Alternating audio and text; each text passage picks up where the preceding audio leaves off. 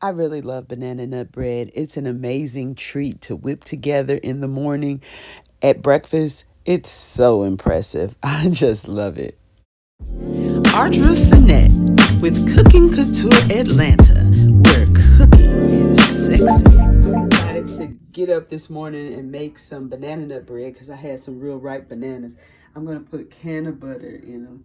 So it's going to be some real delicious banana nut bread up in his house.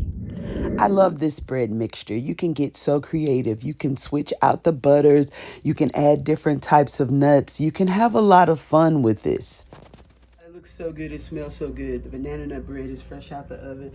Ripe bananas and cannabis butter is all you need to get your morning started. Amazing. I just love the idea of adding raisins, cranberries, Nutella, peanut butter to this recipe. It's so flexible and so much fun. Ooh, like, subscribe, and share. Let's make it happen.